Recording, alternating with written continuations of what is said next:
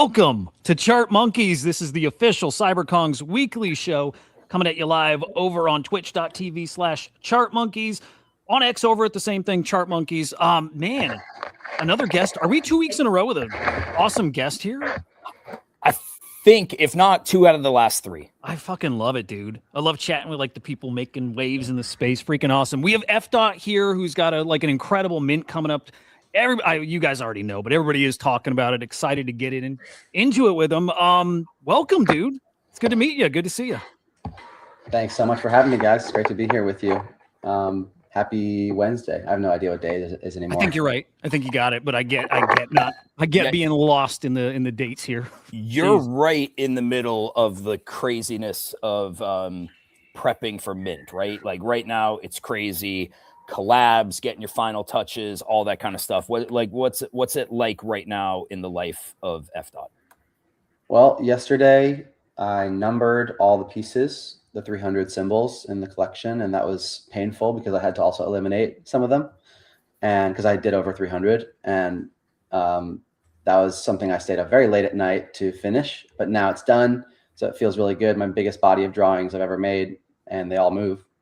So I feel very proud. And then also getting a lot of messages about last minute collabs and just trying to get back to everyone and be respectful, but also like get our act together with like this final phase. Just the interest has been mind blowing. Like I didn't expect so many people to want to be a part of it or on the early access and like want to play with the tools. And I've just been seeing hundreds of unique teasers. That's a very special thing. I'd never had a project where you could have a unique coming soon image made by the collector. It's just fun to see. So, and like Huda, you're a big art fan. When I say more so than me, like we both degen, we both collect art. It's kind of where we started, was collecting art. So this is sort of, I don't even want to say this is sort of, it's an art mint essentially. This is not what I would categorize as a degenerate mint of 2026. Like this is kind of an interesting mechanic to it. And I know anybody who's been listening to probably knows exactly like what this is, but for maybe the handful of people that don't know, can you just walk through like what the mint is? Yeah. So basically I started years ago drawing these abstract symbols. Over time, they started to make a little bit more sense about what the project wanted to be. And even though it was an addition at first in 2021, when I released these 30 symbols, they grew into a series of 300 animated symbols. And it was this slow process of trying to make each one feel very unique, but still part of a family. So there's no traits in a typical way of a generative project where you'd be layering over and over again, like the same eyes, the same hands, the same shoes or whatever. This is all hand-drawn on this 7-frame loop. And instead of selling them as one-of-ones, which will be a separate collection that comes afterwards, we're planning on releasing them as 3,000 collector-made compositions. And so here you can kind of see a preview of the builder. And this is not the final one, but you'll be able to see different colors and different grid sizes soon. And that's really what the mint is you're getting a grid that you fill with my artwork. So it's a co-creation process, kind of a co-authorship that we've come up with here. And the symbols don't have titles either. So you're encouraged to find your own stories and leave a little piece of yourself through the process. That's so cool. So you're not, because there's an element here where you're designing your own mint. Is that correct? You're designing, okay. And so you're designing to an extent. Yeah. Okay. So they're pre-designed. It's like your curated pieces and you're designing the grid, or can you talk a little bit more about what that looks like? I think if you go to the OpenSea page in the Q&A, it's probably easiest on the bottom there. Yeah, that works too, that collection link on top. Mm-hmm. So basically when people mint, they're going to get a blank grid. It will have 4, 9, or 16 slots. And there you can see in the examples, that's a 2x2. There's a 3x3. Some of them have like a hero glyph like this, where one glyph gets bigger and it gets shortened to, instead of 9, it would be 6 there. Same thing with the 4x4. There can be hero glyphs that take up the space of 4. And so it ends up being less than 16. But it's kind of these like 3 different composition sizes, is 2x2, 3x3, and 4x4. Those are the rarities. they get more rare as they get more complex. And then there's the hero glyphs, which are like the super rare ones. So the ones that have a hero glyph are harder to get. And then you'll be able to connect your wallet to our website, glyphs.art, after you mint, and drag and drop and change the colors and lock your piece as many times as you want in the 2 weeks post mint. And then after 2 weeks, it's locked forever. Badass. I love that. I love like as a collector when I get to like be a part of the building of the piece, right? Like customizing it. However much the artist will let me here. So we can change colors. Can we change animation stuff? The only animation change that you can make is you can sync them or stagger them. If there happen to be any repeats in the piece, you'll be able to notice like whether they're all synced up or they're staggered. Okay. Oh, I love that a lot. Can you only use one like animation? Can you only use it once, or could you like fill one up with the same one? Yeah, you can repeat. But one thing is, if after you lock that composition, no one else can take it. Yeah. Yeah. So if you really like one glyph and you have a 2x2 or a 3x3 and you just want to fill the entire grid with that one glyph, and then you can sync them or stagger them, you'll be able to lock that, and no one else can have that arrangement. But of course, like you can change it again and then open up that composition for someone else before the deadline. It's up to you. It's a bit of musical chairs. Like it's not a Florentine's vibe, right? But like Cardi did something like this. Obviously his was PFP, where you could kind of create your own PFP, and then once you chose what you got, nobody else could choose it. I think that's fun. Yeah, kind of the same. I like the one of X style. I mean, my last release was with art blocks, and if you know anything about art blocks, they're the pioneers of the one of X. Like they're all about making everything physical or digital unique, but a part of a larger family. And so I took that thinking from the generative art collab I did last year, and brought that. Yeah. And that one's still minting slowly, and it's coming to a head here. Yeah. Hopefully we can get it over the line before this drop. But that's currently the best way to get multiple allocation spots, like guaranteed, is that project, because there's like 80 or so left out of 500. And the rest of the allow list is still minting. That's a good shout. Yeah. Still minting, and two collectors can also split it if it's. I mean, it was a different market, different mint price, and if it's too expensive, like collectors can split it, and they each get a spot for glyphs guaranteed. Okay. Interesting. Yeah, dude, I like that a lot. That's really good. And it's an awesome collection too. So, I didn't realize they get you a spot on this mint. So that's actually pretty spicy. So when you were coming up with this idea, obviously, you know, like the market's changed in the last few weeks, right? It started to get a little bit spicy out there. We see mints that are doing pretty decent, right? And I'm kind of curious, like, were you sitting on this for a little bit, waiting for the right time, or is it just like everything came together at the right time? Like you were ready to go, and it just happened to be that the market is starting to get like a little bit frothy with this stuff? Well, I think with art, there's two seasons that are typically more better timing for releasing versus like the others. There's fall and there's spring. In the summer and the winter, things tend to slow down in all art worlds, from what I've observed, especially in New York. And so I knew I wanted to do it either in fall or spring of this year. And it was just a matter of like, can I get it done in time to have it ready for Lisbon, or is it going to be NFT NYC? And the goal was like right there in front of me. Like I was like 250 glyphs done. It's like, okay, 50 more to go. I think I can do this. And it just all came together in the last month or two, like those last pieces. And then we made more and then curated it down. Yeah.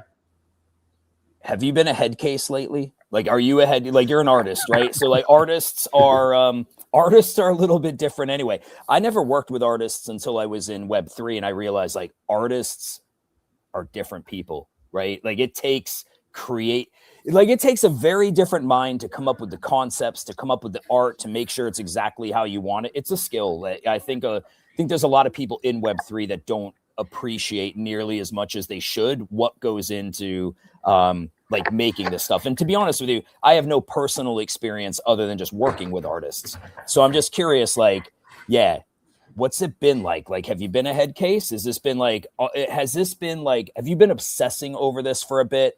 Is this all you're thinking about for the last months? Have you had some time to just like chill a little bit and appreciate the moment? Or like, what's the daily grind been like? Well, honestly, from a business perspective, keeping my studio going these years while I'm building this has been the main focus. Like, I don't want to lose my spot here in Brooklyn. I really enjoy doing a mix of murals and digital art and physical art and commercial art. And so while I was building the GLiFS, and apologies for any noise in the background, while I was building the GLiFS, it was like, how can I just get to the finish line and survive so that this project can create a new chapter, hopefully of abundance and like creativity for more than just me, just like my whole team, everybody who participates. It's a big swing that I've taken here. And I've been leaving breadcrumbs on the blockchain since 2021 about this idea. There's even pieces that have GLiFS in them, like minted, but very few. And then I've just been really focused on like getting the work to be as good as possible. And you could say I'm a head case about that, but it's really just my default state. Like, I think creating art is the best way to interact with the world. It's the best way to spark conversation with others. It becomes shorthand for other people to express themselves. And I wanted to give people the tools so they could do just that. And I've been actually having great conversations with friends and great conversations with AI to try and crack the nut of like, what do I really want to build here? And what is the desired outcome? Because there's so many different ways you can go with a project like this, whether you want to give people some of the definitions of the symbols and then let them decipher the rest. But in the end, I decided like, no, it just has to be really attractive looking compositions, and then the rest will come from there. I was talking yesterday with Good Vibes Club about the difference between legibility and readability. Do you guys know the difference? No. So legibility means like, can you read it? Like, literally, are you able to read what the thing says, whether it's text or an image?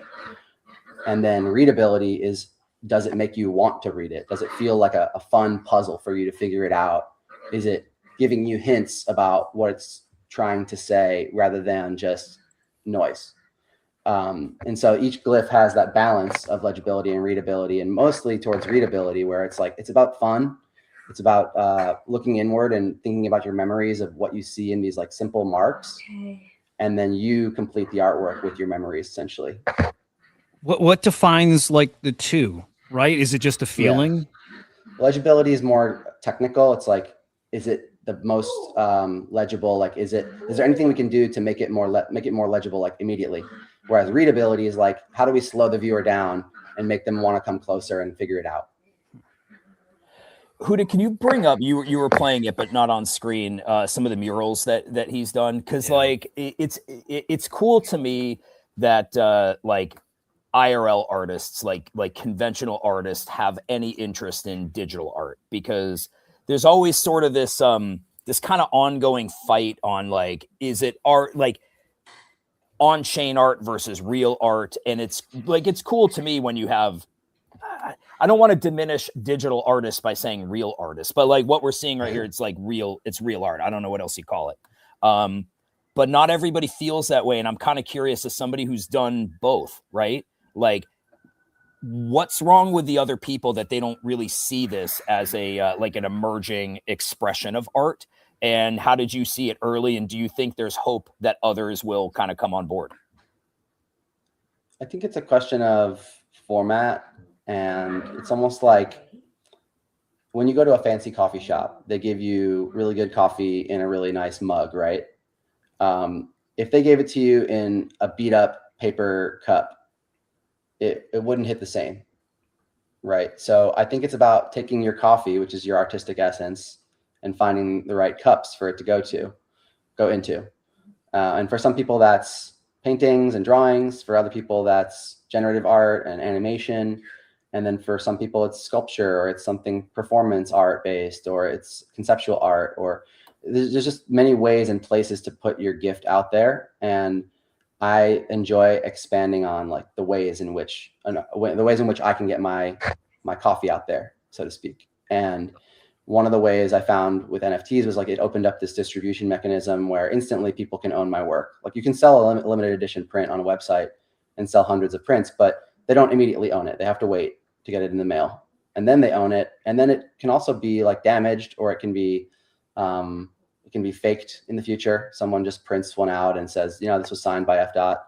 Like, so I really liked the technology aspect of it, about how it just so secure and feels very like futuristic in terms of provenance.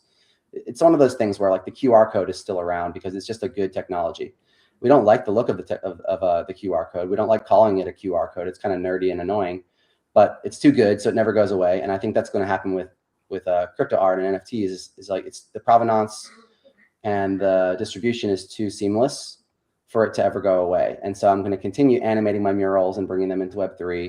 I'm going to continue thinking of ideas that are specifically for the blockchain. And as I feel, as I desire to, like I'll keep making physical art too. But more and more, I'm realizing my physical art needs to have a digital record. And I like bringing it into this world and having it like kind of straddling both. And then for the IRL events, it just makes it a lot more interesting conversations because everyone's at a different point on the journey. If we can bring together the physical art lovers and the digital art lovers into one room, it starts feeling like one thing rather than two separate spaces. And I think that's the truth. Is everything is connected, everything is one. The more we try to draw boundaries and separations, the further we get away from the truth. Was that a Knicks court? I mean, it said Knicks court. Was that that's a basketball court that you did like a mural on? Yeah. So that was in collaboration with the Knicks and Squarespace. And we did that pretty close to my hometown in Westchester a few years ago. Are you a Knicks fan? I grew up going to some games, with my grandma.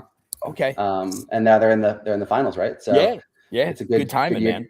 Good year to be a Knicks fan. That was a few years back. I've done a few collabs with them, but the sports teams have been very kind to me ever since we did the Topps baseball cards back in 2021, 2020. I don't know if you guys saw that project. No, what was that? So before I got into minting my art on the blockchain, I was asked by Topps to create these 20 remixes of famous rookie cards in my style. And it was 20 artists, 20 cards each. They were put out as open editions through their website in 2020. And then here's the website. These are badass. Oh, dude. Yeah, so they weren't NFTs. You can see they're animated up there. All of them were physical collectibles. The animations were just for fun. And once I finished this first set, I felt a lot more comfortable, and so I started actually drawing the baseball players instead of using the photography. In the second year, we were able to pick our own players. I also created this little offshoot series of characters to go along with the players. So each player has like a blob that corresponds. And then here I pitched them on this third project that was all about stadiums, and so each of these like iconic baseball stadiums got a card. And meanwhile, I really wanted to start minting my art, but I was so overloaded with this project that I didn't know how to step in. And eventually I was like, all right, I'm just going to mint my first piece. And then I stumbled into the space right around this time in 2021. Oh, you got some cool lore. These are awesome. Where would people find these now? Mainly eBay, but I have an archive if there's a specific card that someone's looking for, or if they want a signed version, like I can potentially hook it up. I don't have many of the earlier cards, but the later ones I made sure I stocked up so I could hook people up when they come to my studio and stuff. I'm going to hit you up. When you look at the space right now, kind of going off like nothing to do with your project, just, having a chat here for a second. When you look at the current space, right, where like so much of it is dominated by just a lot of degenerate stuff, right? Here today, gone tomorrow, PFPs, that sort of thing. When you see that, do you recognize that do you look at that and say like that is a necessary evil because it is part of what makes this whole thing run? Or do you look at it as like, man, that is dumb as fuck. That is, I don't know what these people are doing with these animal PFPs. And I don't mean any one in particular. I just mean in general, as an artist who's done some really cool shit out there, do you look at what a lot of us do and you're kind of like, I don't get it? Or do you get it?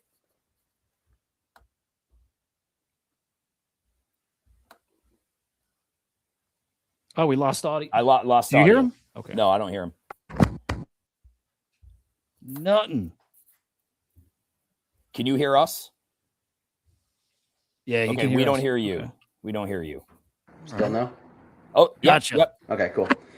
Yeah, so in the very beginning, I really didn't get it. I was trying to learn by listening on Clubhouse, and I was there like during the Bored Apes mint, and I was like, what is happening?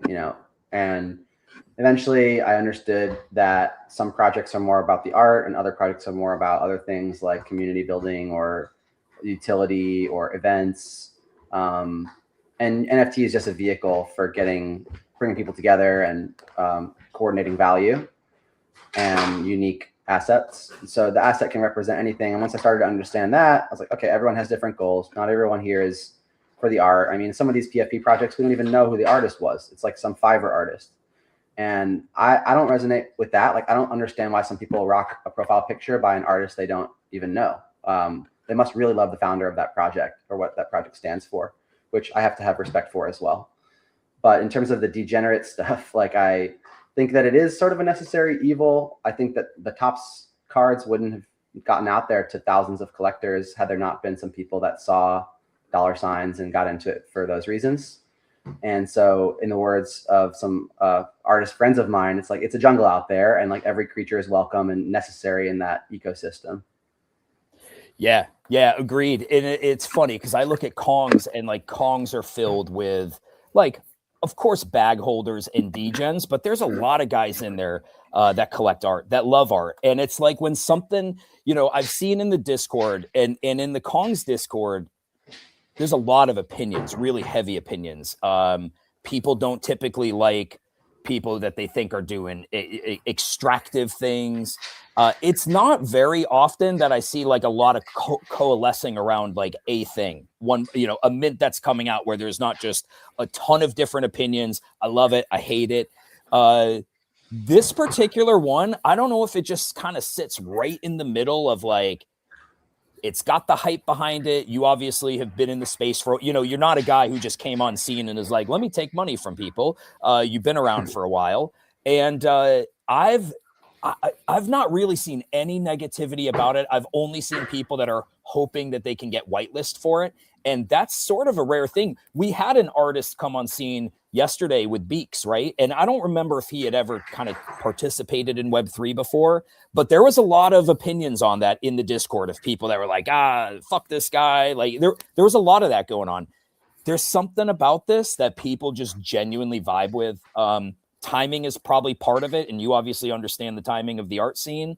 I think who you are in Web3 has played a role in it, but dude, it's definitely making the rounds. And to see it in the Kongs Discord where people are really excited about it is cool. Cause I know there's degens. I also know that there's collectors. And I think people, is it June 3rd that it's minting? A week from today, right? Yep. June 3rd and 1 week from today at 12 p.m. EST. 12 p.m. will be the first collector's phase. Yeah, I mean, but you're right though. Like everybody sees it, and it's like they're different and they're fresh, and the story is so cool too. I don't know if you have a few minutes to like talk about how they came to be, like inception to the, you know, probably a few year journey to get here. I'm around. I can chat for another 10, 15 minutes, no problem. Cool. So yeah, I spent a lot of my 20s working for companies like agencies, brands. One of the brands that sent me on a lot of different trips around the world was WeWork when they were exploding internationally. If you guys know WeWork, the co-working spaces. Yeah. I was like the lead art and graphics person there. And then I got assigned to like build teams of artists and open up these spaces around mainly Latin America.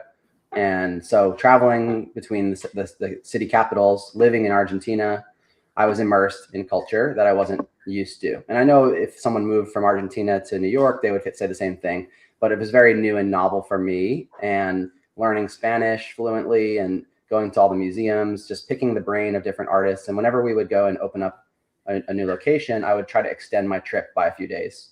And during those extra few days, we would try to find a wall and we would just do a little street art collaboration, like unpaid, just for fun, using whatever extra paint we had left over from the job that we were doing at the co-working space.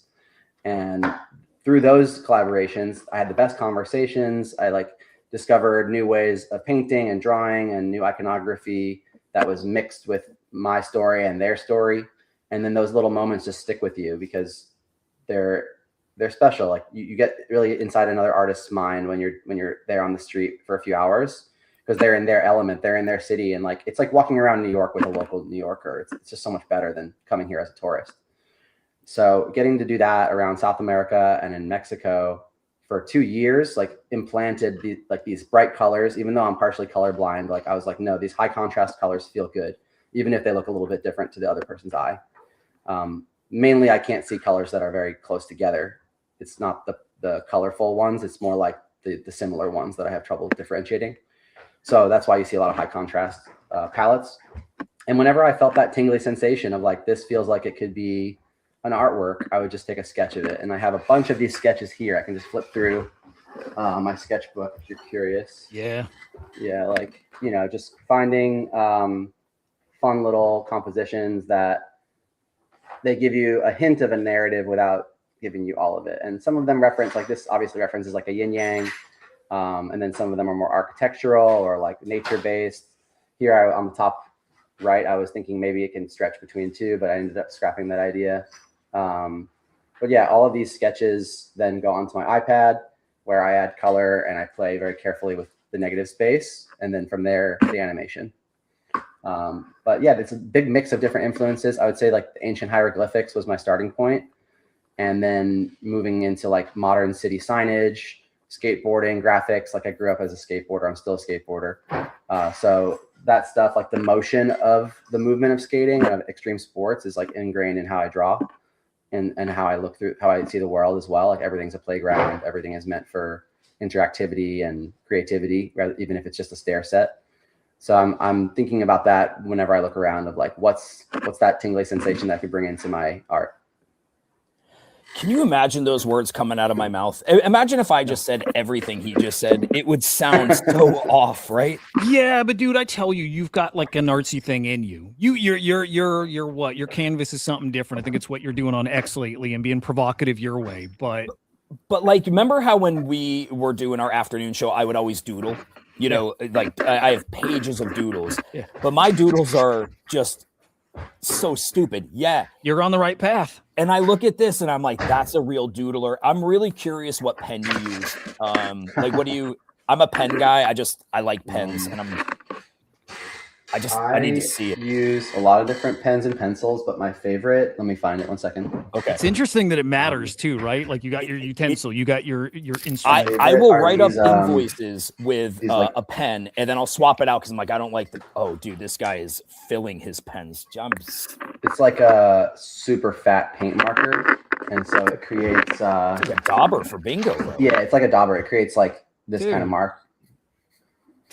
Dude. And this thing behind you, like you're a doodler. I mean, I'm not like, I think it's cool as hell. The big black painting behind you.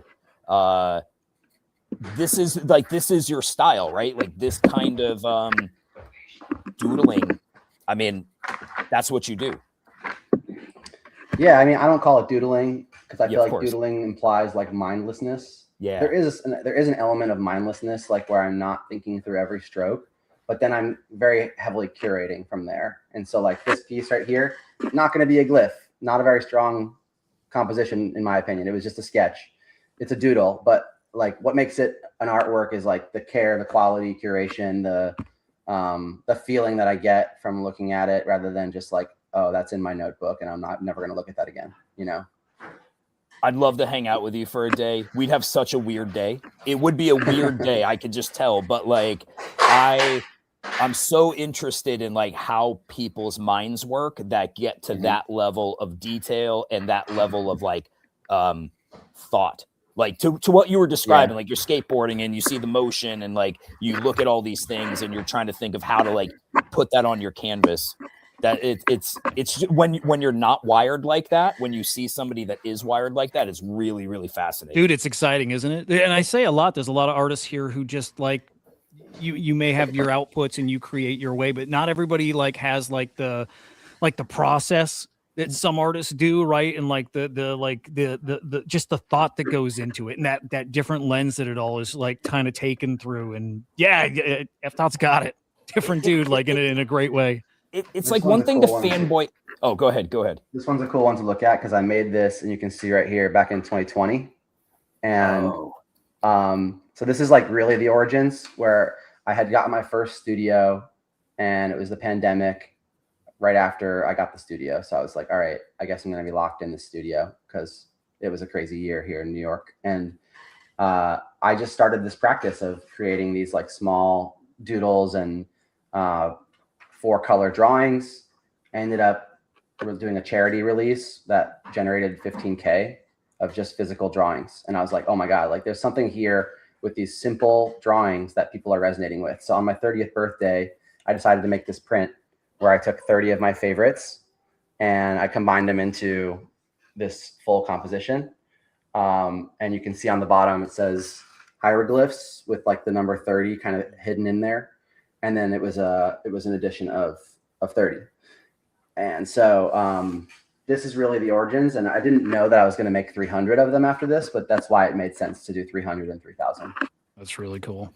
I like really it, cool. man. I'm excited. Like, I was excited for the mint before, but there's always something when you get like a personal connection to the person doing it where you're like, oh man, I really want this. Like, I want this as like a vault item. I don't want it to just like flip it. I want it because it's cool. I like the art style as a level 1 doodler. I appreciate the high end level of this. Yeah, really cool, man. They're great. I have 2 quick questions. One, this might be the stupidest question. Why is the I lowercase in glyphs? I just don't know if there's a meaning behind that.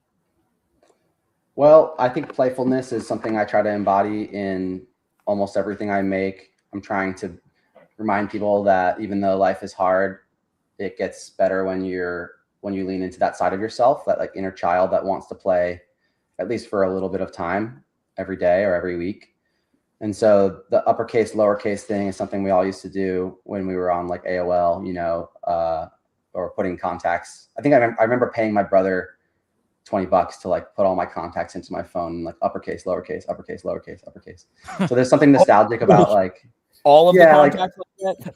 I hadn't put like all my friends in middle school into my phone with that format, and then later I had to fix them all. But yeah, I think the uppercase, lowercase just reminds me of like when we used to play around with letter forms as a kid, like drawing in each other's notebooks in school. And then also just animated GIFs. Like I wanted it to be very clear that it's an I, not a, because you put an L next to an I, it starts to look like a U. So I wanted it to be clear that it's an I and that it's based on this animated GIF, hieroglyph thing. Yeah, so that's cool. I just liked it. Like, it's great for me at least to hear there's just like intention behind everything, and I think that matters a lot. So cool, like real cool to hear. The I also, like, it reminds me of iPod, iPhone, like the literal I that I put into these compositions. Like there's always something to rest your eye, whether it's an actual eye or a space for your eye.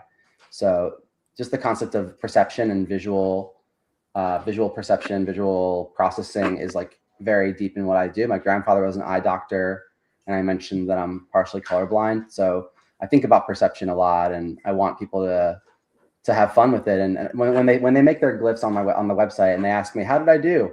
I'm like, I don't know. Only you know how you did. It's about your perception, not about mine. Because if I tell you how I feel, you're going to get a nice little pat on the back, but that's it. You're not going to get any inner work done. Yeah, no, that's a great point. Great take. How'd you arrive at the price point here? Because they're super affordable and like they're so cheap. No, they're not free. I just mean like in this market, what is it? 0.009? Yeah, what is it, like $20 or something? Like no, like $2 or something. Am I crazy? Did I misread it? It's 20. 20. Okay, sorry. Yeah. Not good with and math. We're gonna update that on mint day too if ETH happens to have a swing, but it'll be around $20 USD. And so the way we arrived at that was thinking about, it's my first large supply collection beyond the Art Blocks drop. Art Blocks drop was also a multi-year project. And the way that I released that one was like, okay, I want to get like a higher end collector involved in that one. And then I want to do something accessible the following year. And so the cities was like my higher end project. And then this is my participation, like open project. So I wanted it to be very affordable so that the price wasn't the reason that people couldn't buy it. Because that was what happened with cities. Is like a lot of people wanted it, but the price was the reason people couldn't buy it. And I thought, I have to do a larger supply collection. I don't know if I want to do 3,000 hand-drawn pieces, but if I did 300, I can think about it, $200 per piece. That's basically what I'm doing, but I'm just carrying the 0 over to 3,000 and then $20 per piece. You know what I mean? Yeah. Like I think the project I could have done it as a series of one-of-ones and charged $200 for each one-of-one and would have made the same thing, but it would have excluded a ton of people. Yeah, and really cool. So this is a way to like create a system, and you're essentially buying a ticket to use the system rather than buying a finished artwork from me. And it comes with 300 finished artworks that you can rearrange. I think it's really fun because also people can make their PFP one of them and then change it, the next day if they want to have another PFP. Like they have 4 or 9 or 16 of them to choose from, and they do have a JPEG that goes along with each one in addition to the GIF. Yeah. I got another question because I know we said 20 minutes. We've gone on 36, but you said it at the beginning because Tickles just asked, all guarantees are locked up right now. I think the answer is yes, but if you can still mint a cities because there's 82 left, and that gets you guaranteed. Is that right? Yeah, there's 85 out of 500 left, and there's 2 spots per collector. So if you wanted to split it with a friend, I just need to know the 2 wallets that you want to have on the allow list after you buy one of these. And then also some of my editions are available on secondary if this is too out of your range. I think the lowest cost edition is about 0.03. And then, yeah. When are you snapshotting cities? End of the month. End of May. Okay. Oh, yeah. Okay. So you got a few days. Okay. 3 or 4 days. And the edition holders, if you happen to hold one of my like multi editions, then that would be 1 spot. And then if you hold a cities or a 1 of 1, that's 2 spots per piece held. So if you wanted to mint 2 cities or 3 cities, that gets you 4 or 6 guaranteed allow list spots. And that just auto, like you're just going to snapshot the holders, they can mint. You don't need to fill out a form or anything like that. It's only if you want to delegate one of the mints to another friend or something, or split it, that I need to have some interaction and get both wallets. But that's we're going to do a really snapshot. Fucking thoughtful of you, by the way. Like that's a thoughtful thing to be like, hey, you can split these mints up between somebody else. That's pretty awesome. Yep. The only thing that we're asking for that is that you have your wallet connected to your X on OpenSea, so we can confirm that like this is actually your wallet. You know, if it's not obvious with the .eth name, like sometimes it's hard to know which wallet is tied to which X account. So connecting it on OpenSea really helps, and then we can make sure that one of those spots gets delegated if they want. What was the other collection you said that if you hold the one that you said is like 0.03? Oh, that one, like it's not even on here. It was a collab, so I have to find that link. But here, if you go to Efdot editions, clearly my smart contracts are very organized. Top right, that's 0.055. That's the lowest edition in this collection. But there are some other. You got to look around a little bit, or hit me up on the side if you need to have that 0.03 edition. It was a different project that I did with other artists. It wasn't my own contract. So got it. And that would also get you guaranteed. I'm including that as well. Yeah. Okay. The collection name for that one is Masquerade. It was inspired by Sam Spratt's Masquerade, but we spelled it like Raid, RAID. I need to see that one. Is that the 105 items for 0095, or is that somebody else's? No, this must be. Go to my profile and just search for the word aperture, and it should come up in the tweets. Efdots everywhere, dude. Oh wait, hang on. That's a studio account. That's it. That's good. Oh, this is it. Okay. Yeah. And if you just search in the top right, up there, not there, next to it, the little search magnifying glass. Yeah, there you search for aperture. APERTURE. Hope I spelled that right. Yeah. So. Dude. Yeah. Come on. That's little so skull of or a Mask of Lucy inspired piece. Okay, I gotta find this. I'm looking for it. I just grabbed. By the way, I was a little distracted. Oh, you front ran me, you bastard! I just bought one of those editions. How do you spell aperture? There's more. I think there's a few listings. Aperture AP. Well, I'm not sure if the links. APERTURE. I just don't know if that'll come up if you search it on OpenSea though. You might. No. I was just looking on your. Yeah, there's 2 more of these, by the way, at 0.055, and then it goes to 0.2.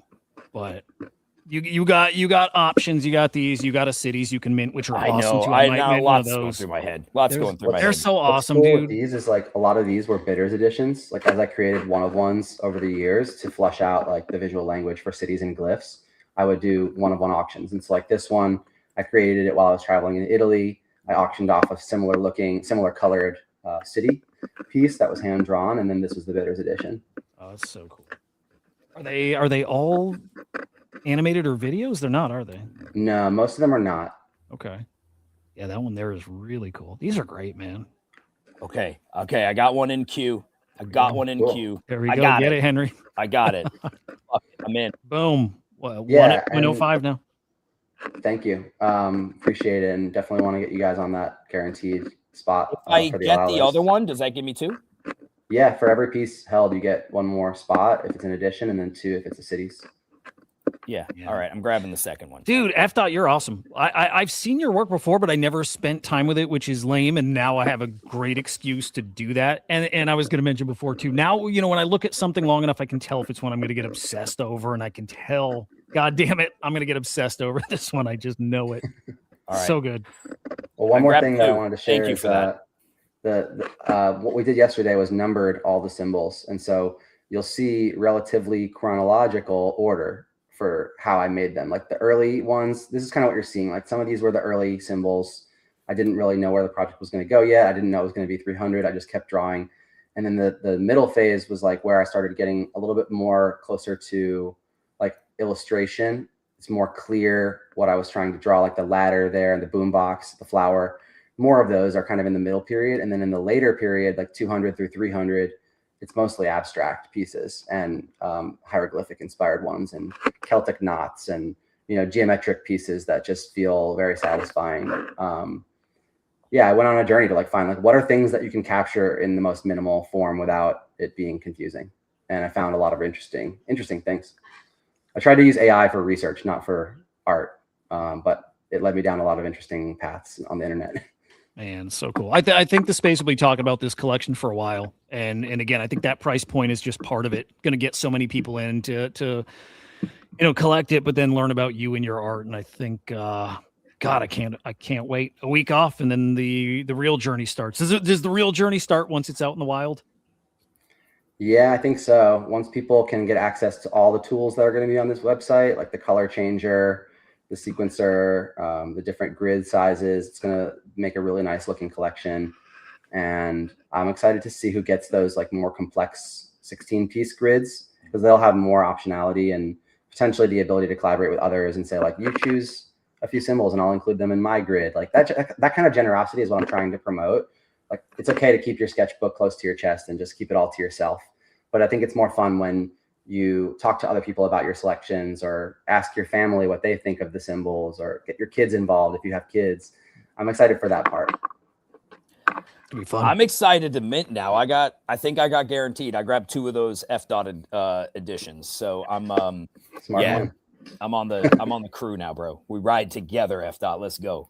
Thank you. Thank you so much. Yeah, dude, we took 45 minutes of your day and only intended on taking 20, but I think we got some good info from you. Like I think that was just awesome. Anything else you want to tell everybody before you go? I mean, you gave us a lot and we appreciate that. But you got any?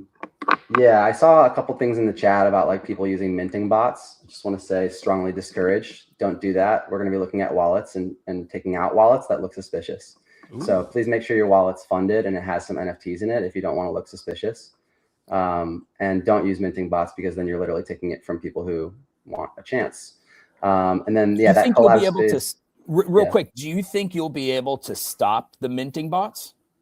We're going to try. I mean, there's definitely a lot of communities that we got involved that we don't fully know like every wallet. So we're going to do the best we can and try not to like leave any stone unturned with like the actions we can take. But there, of course, will be some people that probably get through with them, but we're just going to be pretty ruthless about taking out wallets that look suspicious or brand new ones. Try to confirm with the community as much as we can. I mean, we won't be able to get back to everyone, but that's one thing. And then the other is secondary. Like if you can't get a spot or if you aren't able to mint, I do think that there will be some people that list on secondary. I don't know at what prices, but that should be something that I want to encourage, because just because you can't mint doesn't mean you can't collect the project. And I do think that after the mint happens, there will probably be some secondary action that leads to like, this is the main collector audience. So if you can't mint, like pay attention to secondary that first couple days. I'm going to be in Lisbon. So if you're in Lisbon, I also have some special things that are only for IRL people. So come find me if you're going to be in Lisbon. If you're in New York City or if you're nearby in New York City, June 17th, we're going to have a show in New York as well. So those are the main things I wanted to get across. Hell yeah. Badass. Yeah. Amazing. There you go, guys. This was Follow Efdot Studios over on X. Dude, once you can like get past Mint and you're back in town and you can catch your breath, would love to have you back on for, our 20 minutes, and we'll do it for real 20 minutes that time. But just an update on the collection and how things are going and progressing. And this is awesome, dude. Can't wait. Can't wait for it. Thank you guys for having me. It was great chatting with you, and great questions too. Dude, thank you for coming. We'll chat here soon. Kongs will be supporting. So thank you, and hope you have an awesome day. Much love, guys. Take care. Peace.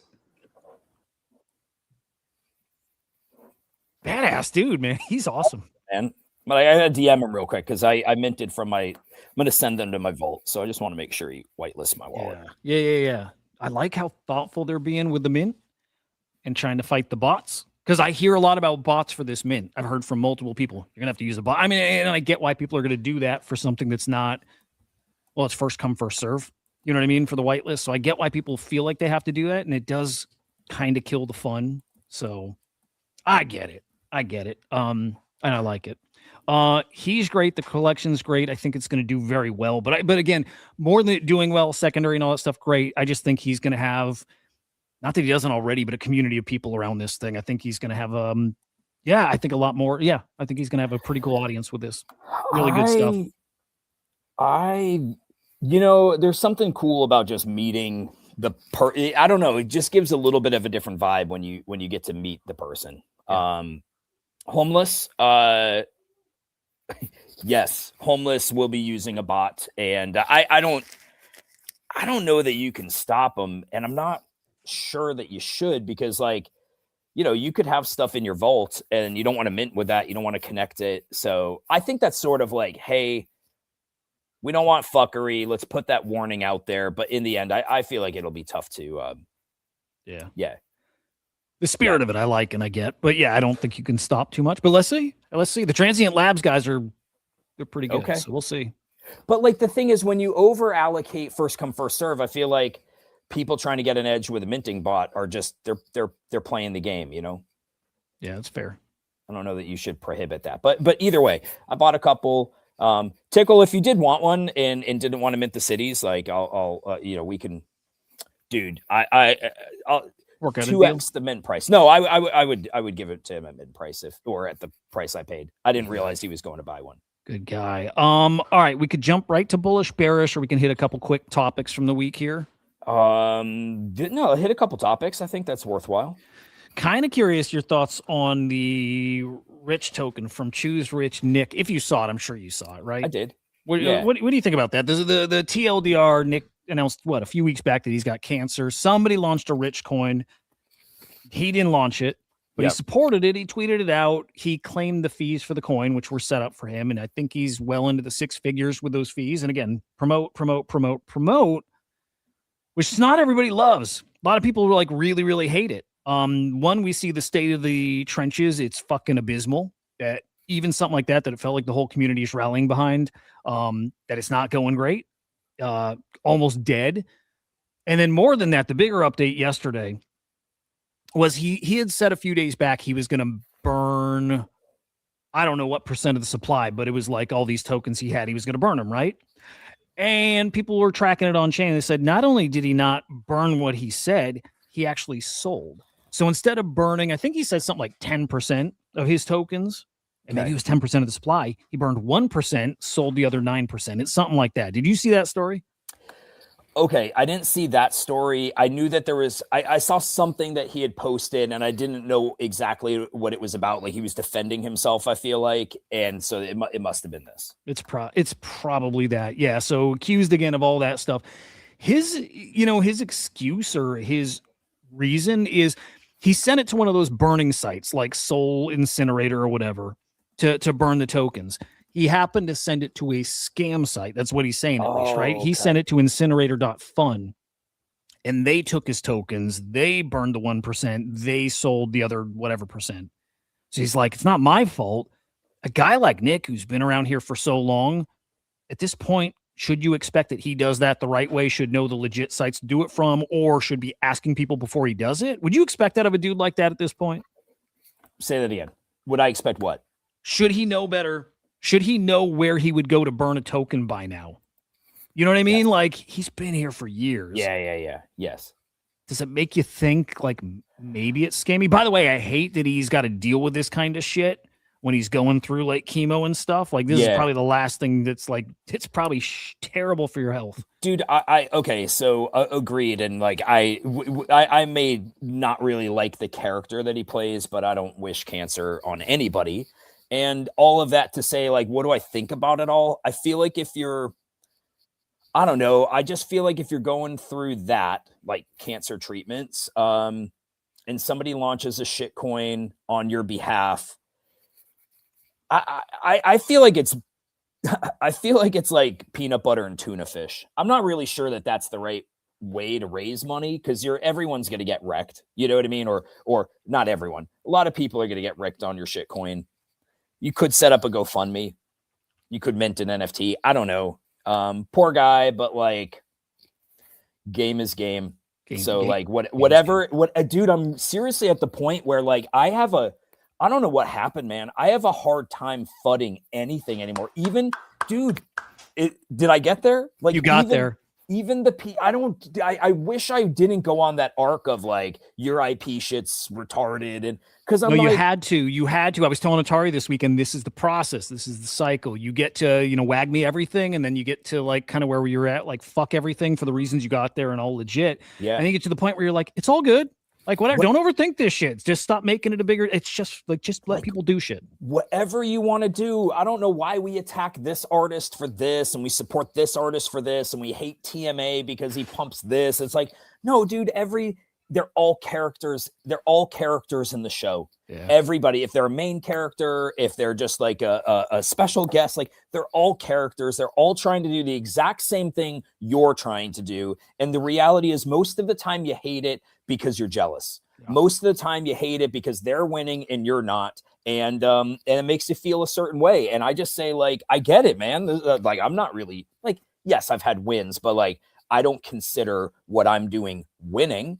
But that just means like, if I want to win as hard as those guys, I got to up my game or I got to do what they're doing. And, part of it is like, I don't want to do that. You know what I mean? Like I like with Kongs, I want to be who we are versus try to be something different, but then that might only get us to a certain point. I don't know, but I'm past hating on anybody who's trying whatever they're trying and then trying to pearl clutch over this, that, or the other, whatever you want to do. And however you do it, even if it's a fucking scam, if people were willing to part with their money for your thing and you're a nobody, then like shame on you for buying it. Right. Yeah. So yeah, I like to one degree, I'm like, stay away from this, and to the other, I'm just like, yeah, it's the game, dude. And when you participate in the game and it doesn't go good, you're going to catch some strays from it. Dude, anybody complaining about any of it or whatever, it's like, level up your game. This is your game. You read it wrong. You felt like gambling maybe a little more than you should have, or you realized, again, it's your game is the problem, not what they're doing. And I'm not saying what everybody's doing is kosher and what it's not, but like, again, you're clicking the buttons, you're giving the money. And you're participating. If you don't like that somebody's doing X, Y, or Z, or that somebody's motion is better than yours, well, by the way, they didn't just land on that motion, right? They didn't just like wake up one day and have motion in Web3. You get motion by participating, getting a little bit of luck behind you. But like, I see people who fucking FUD TMA, and I'm just like, dude, you have no idea how hard that guy has had to work to have any kind of influence on anything. And like, if he wants to spend his money to buy and then he wants to sell like that, but if you do it, it's okay. If he does it, it's fucked up. But if you do it, it's fine. Yep. I don't get it. I don't get it either. Anyway, last point here. Now people are accusing Nick of faking his cancer to do the coin thing, which I don't think he did, but I guess we'll see. I don't believe it. Coop got on Dave Portnoy's stream this morning. I don't know if you happen to see this too. No. Just in the chat, but Dave read off one of his chats and he says, "Hey Dave, when's your next rug? You've launched 50 rugs. Why stop here?" And this is like 15 minutes into his stream and he killed the stream. He's like, "You crypto guys." And then he just fucking killed the stream. He couldn't handle it. Okay. I love Kook, dude. I thought it was great.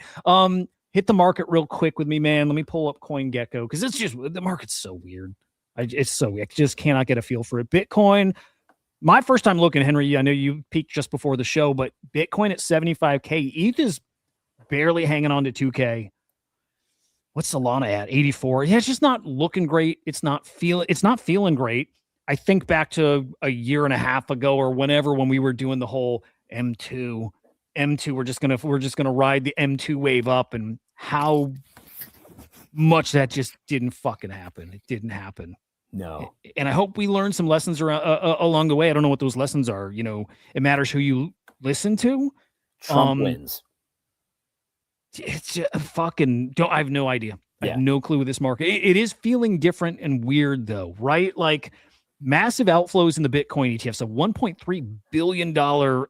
Like this was like basically one clipped in the Bitcoin ETFs yesterday, and the market absorbed it decently. But like people are talking about crypto very differently the past week, like very different. You had David from Bankless sell off all his ETH, all of it. And he was like the ETH guy.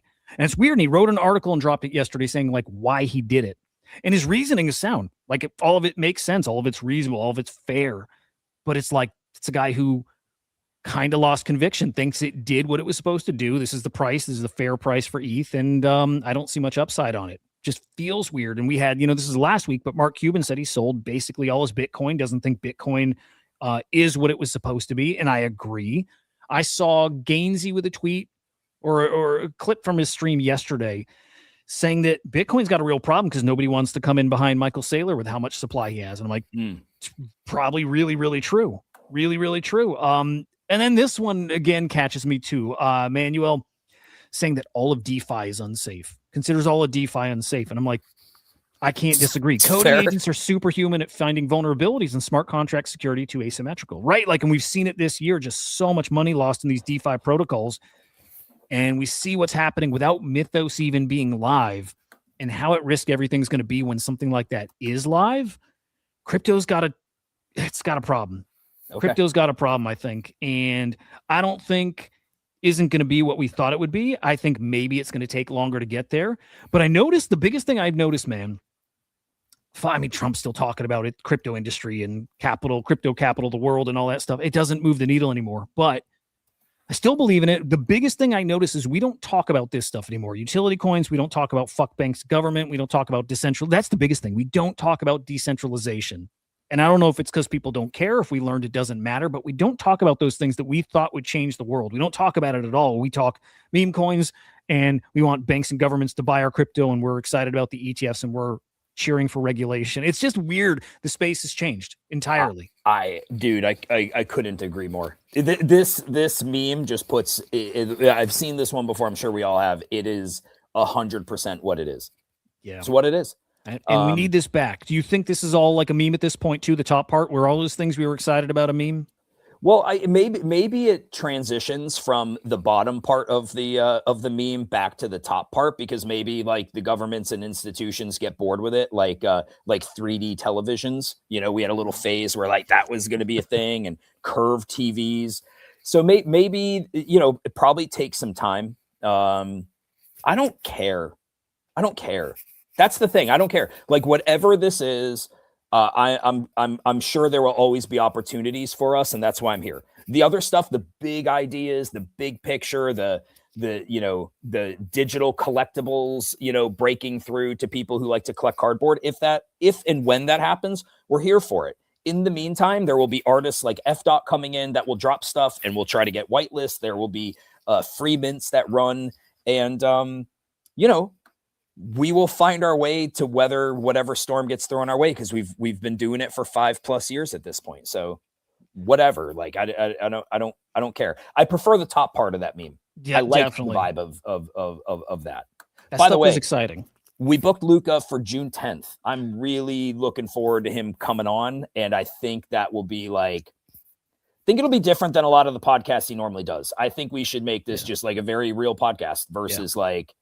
Tell us how, like, I think that'll be fun. Oh, I got some questions in mind already that I know he's not been asked before, but yeah, guys, Luca Net's on June 10th on Chart Monkeys. Fucking awesome. I've been wanting to chat with him forever, dude, ever. So excited it's here. Yeah. Fucking awesome. What is that? Job. Not next week after. So yeah.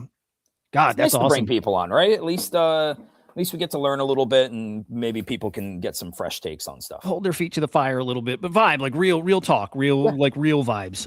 I dig it. One other thought I had too, maybe I save it, like conversation about this another time, maybe next week, but I was thinking just about AI and how much fake stuff is out there from AI, like fake videos and stuff. And I think it's going to help condition people to need some kind of like stamp of approval, like that like certification that, no, this is real, right? Like almost like community notes, but we need it deeper, whatever. I don't know. My brain is going somewhere where I need to think through more, but I'm like, this might condition people to like have NFTs click, that it is that verification layer for collectibles in a world where I saw like watches are getting easier than ever to counterfeit and sneakers and shit like this. And you can't tell the difference. And you're going to have something that is the stamp of approval. So anyway, I think AI is going to help us get there. Just random. Do you know, in literally 6 months, all it took was 6 months for me to look at any post on X and have no idea if it's real or not. Dude, 6 right. months. It's a good shout. 6 months ago, you could tell. You absolutely could tell. And now you can't.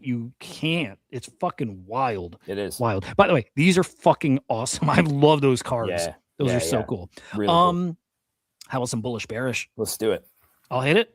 Hit it. Bullish bearish, bullish bearish, bullish bearish, bullish bearish, bullish bearish, bullish bearish, bullish bearish. Well, you got us off with starting off with a really good one here. Joe Rogan on ticks. The tick thing is nuts.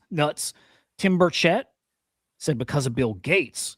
And then Rogan says farmers and ranchers finding boxes of ticks on their property. Is that real? I'm trying to find out. I've been asking. I was in voice chat last night asking people, because this has been on my timeline for probably 6 to 8 weeks. Not every day, but I've been seeing these boxes of ticks out there. And do you know the conspiracy with it? Just that it was like created, manufactured to spread Lyme disease to what? Get us not eating meat? Yeah, essentially that. That you have a immune reaction to eating red meat, and Bill Gates is obviously behind trying to get us to eat like insect burgers and whatnot. And I don't know, like I feel like I saw community noted videos of these ticks before, but I was trying to find those same videos with community notes, and yeah, so I don't know. Crazy. But it's interesting. I got my first ever tick bites like a month ago. Was out like looking for morel mushrooms, came home, had 2 ticks on me. No Lyme disease, all good, but like I never had it. And I was like, dude, I didn't think I'd give a shit, but I was like, oh, fuck, man, that would really suck. Yeah. It would legit suck. Anyway. I know somebody with Lyme disease. It's not like crippling them or anything, but they got to deal with it. Rest of your life, you deal with it. It sucks. I'm bearish on this. Super fucking bearish. It's awful. I hate this new thing where people are putting at the top of their tweets, do you understand what just happened at? I fucking hate that format, but just how it goes on X. Peter Thiel and Donald Trump Jr. spent millions to create a steroid Olympics. This is the enhanced games thing? Yeah. Okay. 5-hour event. There was only one world record broken. That Thor Bjornsson dude. Yep. Looked awful. Barely got the thing up. It wasn't good. I watched almost all of it. And it wasn't entertaining. The production was terrible. Like the live performances, they had like musicians performing and stuff. Terrible. It wasn't good. It wasn't good. You watched it or no? I didn't watch it. I just watched some of the clips afterwards, and yeah, it seems like it one world record broken in a suit that's been banned in the sport for years. It didn't even beat it by that much, although 17 years it's been banned. I don't think they were all taking steroids. I think that's like a little bit of a misunderstanding of what this is. I think some of it was like human growth hormones, things like that. But in the end, I think what it showed is like natural athletes are fucking talented. There was like a little counter to it too, which is like most of those athletes performing were well past their prime and they were hitting personal bests. Okay. Which is a good, like that actually makes it look good too. You get a guy who, for 10 years hasn't performed at this level, but the drugs and shit got him there. So let's see what happens when the top dogs actually do it, if they can pulse him in. And just today I saw they have a $10 million prize for somebody who beats Usain Bolt's record for like the 100-meter or whatever. So, so this isn't over. 10 million will get some top tier athletes. If you're a top level athlete that could beat Usain Bolt, would you risk losing out on the Olympics or something like that to get 10 mil? Because you could probably make more than that if you have, like, Usain Bolt had to have made more than 10 mil off of his stuff. But Yeah. I guess overall on this, I would say, I don't know if I don't know, dude. I don't know. My default would be I'm a bit bearish on it, but hopeful, bearish, but hopeful. I'll go bullish just because I like the idea and I think it's got potential still. But if they pull out another dud, then yeah, we'll see. We'll see. Mother goes viral after letting her 3-year-old son smoke weed. What the fuck? Yeah, I think it's great just to teach the safety of it, what not to do. I think that's what she was aiming for, like how to hold it properly. And to be honest, I never even got to see him like actually, take a solid. I don't even know if it's lit. That's insane. That's terrible parenting, by the way. What if though it's like Dune with the baby in the mom's tummy when she drinks the blue water, and instead it just lights his brain up and he's like just the smartest fucker alive? Kind of proven that it's not good for you in the formative years, but that could be propaganda. I don't know. Probably need to do good studies. I'm bearish.